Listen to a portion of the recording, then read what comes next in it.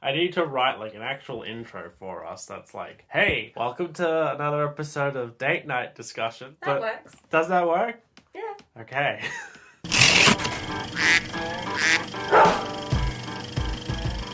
So it's time for another date night movie discussion.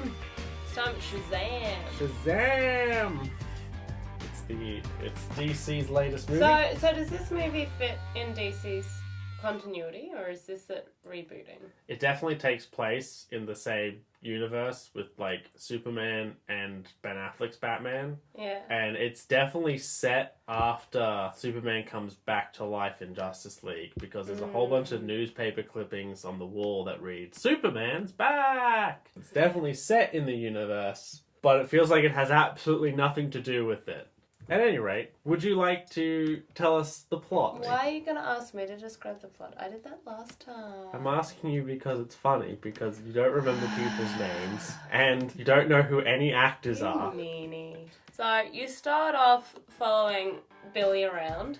He's a foster kid because his mum's lost, pretty much. Yeah. His only choice is to go with this foster family, so it's run by 2 ex-foster kids, and they've got like 5 kids that they're fostering, and they all seem really well adjusted. And then Billy, the main character, comes in. There's a bit of tension. He goes onto a subway, and the wizard is like, I choose you, and is transported to a different realm. And the wizard gives him powers that are activated when he says Shazam, which is the name of the wizard.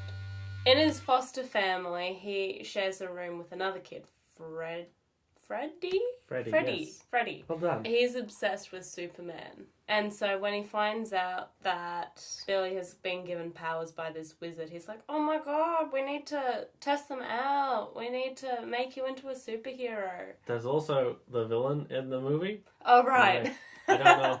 I don't know if you obviously don't really remember him. Well, you know, he's there. For me, it's not the most important part of the movie. No, you're definitely right. But yeah, what were your thoughts on the movie overall anyway? I liked it. It was a good romp. There were lots of laughs. It didn't take itself too seriously. No, it was not a straight up comedy, but it was very much a laugh out loud movie. But it's not in the way where, you know, Marvel can sometimes undercut its own tension with jokes, which is a huge problem. This one is one of the cases where it was like, they knew that they had to kind of make fun of themselves a bit, because he's a teenage boy given powers by a wizard, and he's wearing this dumb costume, and he's a grown man who acts like a teenager. So there's just lots of stuff from that is inherently funny that you can poke fun at and still have it emotionally resonate with everyone. I think they've used humour to add to the character. It shows to his immaturity when he does start to misuse his powers a little bit. And I think that, like, that scene where he's doing, like, his street performance and he's being like, lightning from my hands, it hits the bus. That scene is a very poignant scene in the whole movie. It moves the character along. Yeah, no, that's very true.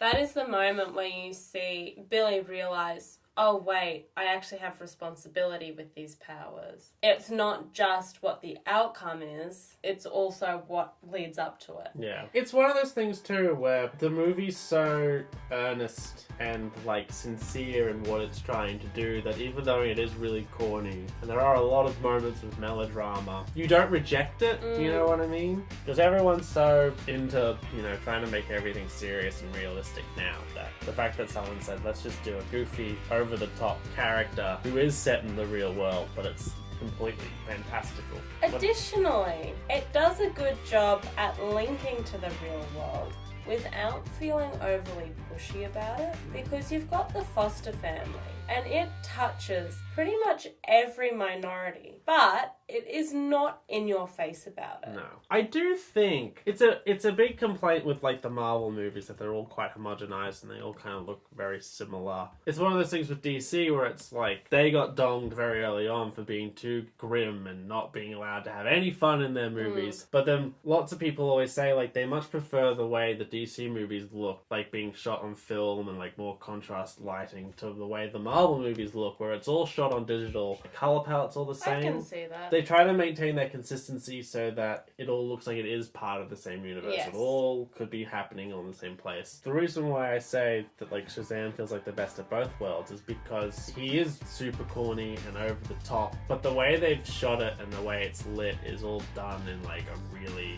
nice, crisp sort of way. Like there's nice amounts of contrast, and the color palette is so bright and vibrant. Like they really hit home the color red. Yeah, that's very true. Every one of those kids in the Marvel family is basically easy to identify by their color. Yeah, and they do wear it throughout. They put the effort in to just make it the best movie they could without worrying about, you know, Zack Snyder in his movies had those filters on them. We need to like put a filter on ours as well to make it blend in. It's like, no, we're gonna do our own thing. I also found out the director of it, David Sandberg, he directed Annabelle Creation. Oh, okay. Yeah, which is the movie we saw, and I remember like because there's a number of sequences that feel very horror movie inspired, and you kind of wonder what the R-rated version would look like, where like the 7 deadly sins are like tearing people apart, and it's like they really wanted to put blood in this scene, didn't they? It's definitely presented in a very restrained way. Doing that and leaning so hard into like the horror elements, which are mainly present in the bad guy's storyline. Yes. Is Dr. Thaddeus Savannah. It kind of undercuts the tone of Billy's story, which is very much coming of age comedy. And I don't think the two really blended until they started to interact more. They did that really well. They approached them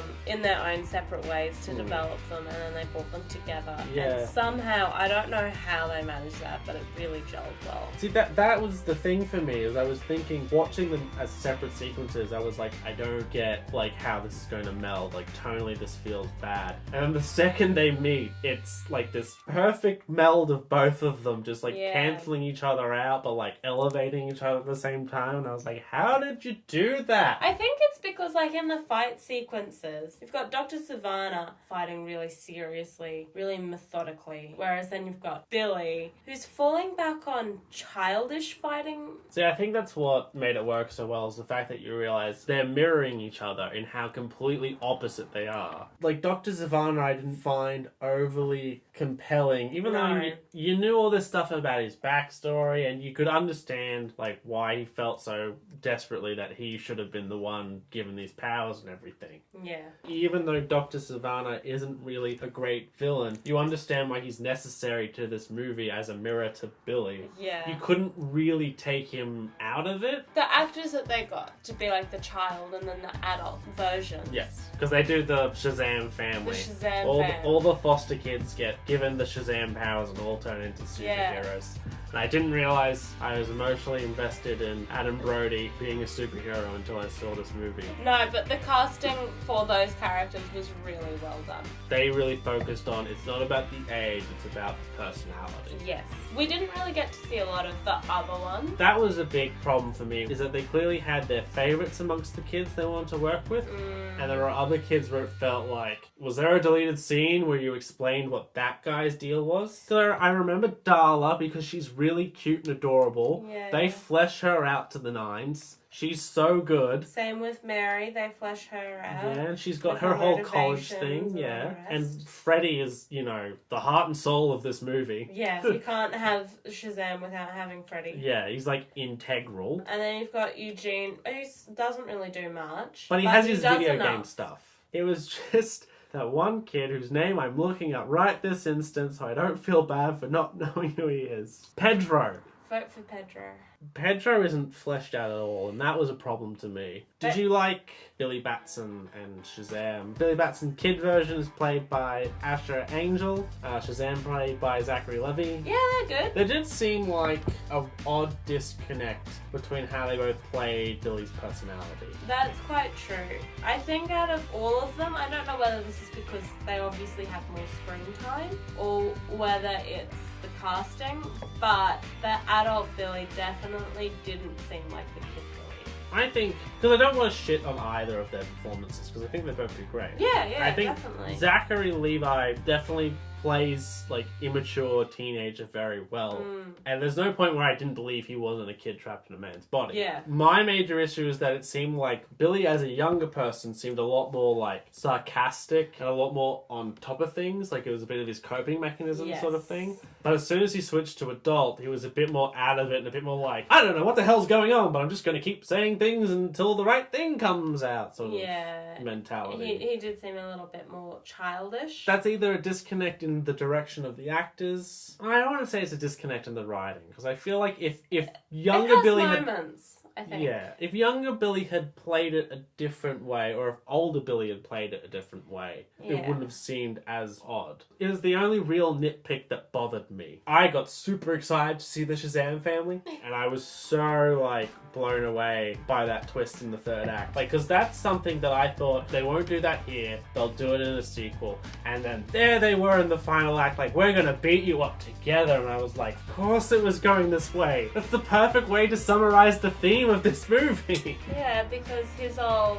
MO was like, I'm gonna reject everyone that isn't my mum. Look out for number one. It's all about me. I don't need anyone. Because once I find my mum is going to love me. And then he meets her and finds out that that's complete garbage. And they were so desperately trying to be like, empathy and working in a group is important. Savannah represents like individualism, that whole philosophy, and everything wrong with it. And Shazam represents everything that is the complete opposite of that. He represents collectivism and why it's good and beneficial. But the way it hit those points home so hard and stuck to those themes felt like the writers and the director saw what Zack Snyder was doing and actively tried to do the antithesis of that. To the point where it felt like they were making fun of his stylistic choices. I think they did a good job showing how he affected average people. There was a very human element. And I want more of that in the DC movies. I'd agree with that. I think that it would flesh everything out a little bit more. Rather than focusing on one theme that's counterintuitive and does not resonate with the majority of its audience. No, sometimes corny is good. Sometimes you need that. On a scale of 1 to 10, what do you give it? Knock off Superman, but better. On a scale of 1 to 10, what would you rate this movie? I rate it childishly magical. Thank you for watching the show. If you enjoyed, please let us know. You can like and share, subscribe if you dare, and please leave a comment below.